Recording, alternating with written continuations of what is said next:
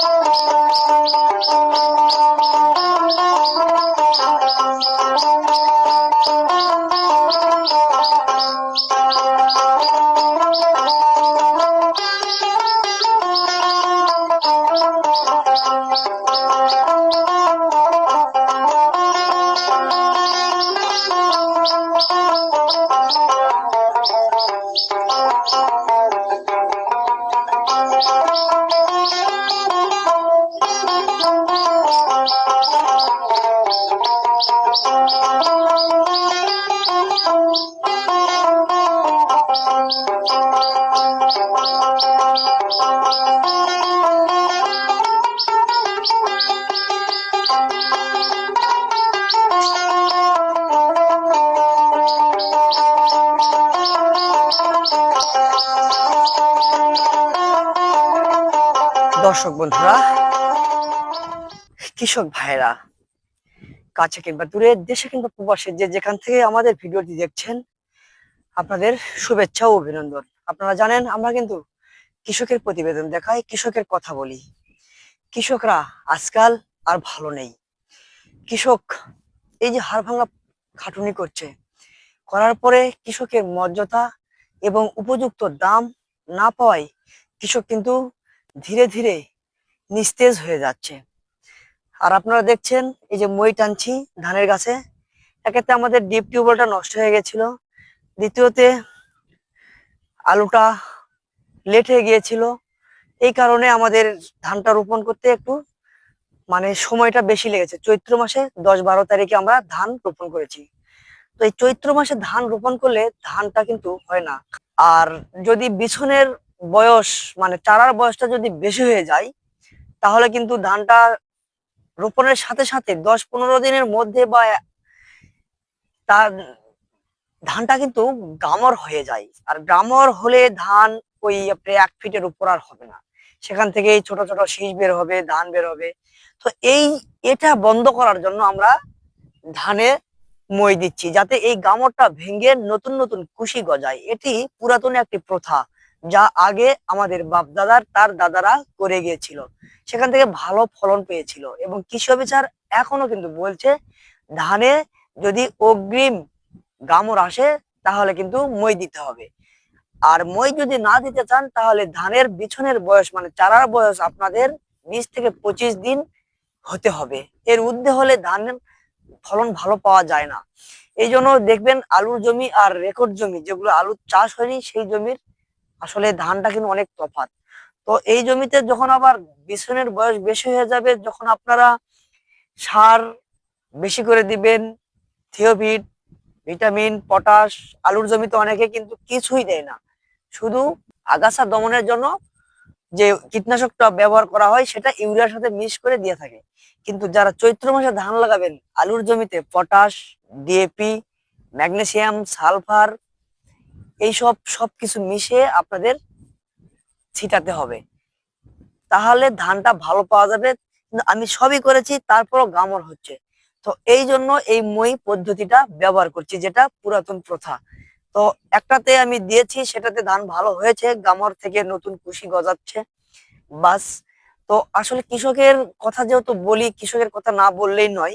একটি কথা আপনাদের জানিয়ে রাখি, কৃষক কিন্তু আলু চাষ করে খুবই মর্মাহত। শুধু আলু না, পেঁয়াজ বলেন, রসুন বলেন, সরিষা বলেন, ধান বলেন, কৃষকের ন্যায্য দামটা পাচ্ছে না। এখান থেকে যদি আমরা 50 টাকা খরচ করি, সেখান থেকে কিন্তু আমরা তাহলে আমাদের 50 টাকা খরচ করলে আমাদের 100 টাকা কিন্তু কৃষকের হওয়া উচিত, সেটা কিন্তু হচ্ছে না। না হবার কারণে সামনে পর সামনে যে বছর আসবে এগুলো চাষবাস কৃষক অতটা আর করবে না। তার কারণ হচ্ছে কি, কৃষক ন্যায্য দামটা পাচ্ছে না, কৃষক প্রতি বছরে হেনস্থা হচ্ছে, লস খাচ্ছে। এই কৃষকরা কি করে? কৃষকরা সরকারি সহ বিভিন্ন বেসরকারি প্রতিষ্ঠান থেকে, এনজিও থেকে লোন নিয়ে কিন্তু চাষবাস করে। যেহেতু কৃষকরা চাষবাস করতে হবে, সেক্ষেত্রে চাষবাস করে, কিন্তু কৃষক ন্যায্য দামটা না পেলে এই চাষবাস করে আমাদের কি লাভ?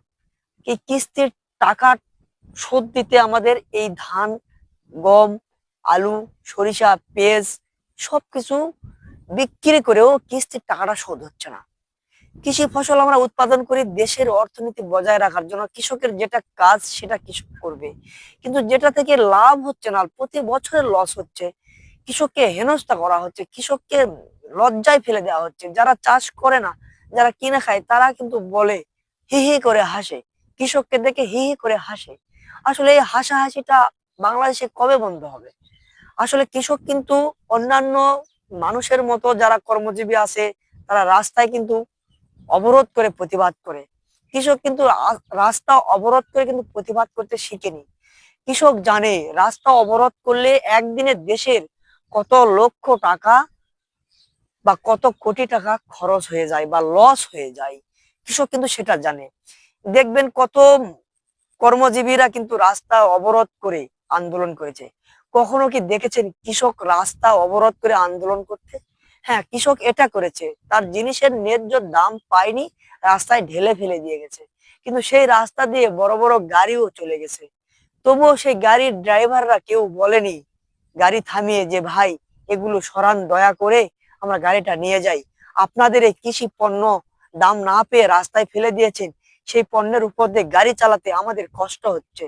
সেটা কিন্তু কৃষককে কেউই বলেনি। কৃষক রাস্তা অবরোধ করতে শিখেনি, কৃষক রাস্তা অবরোধ করবে না।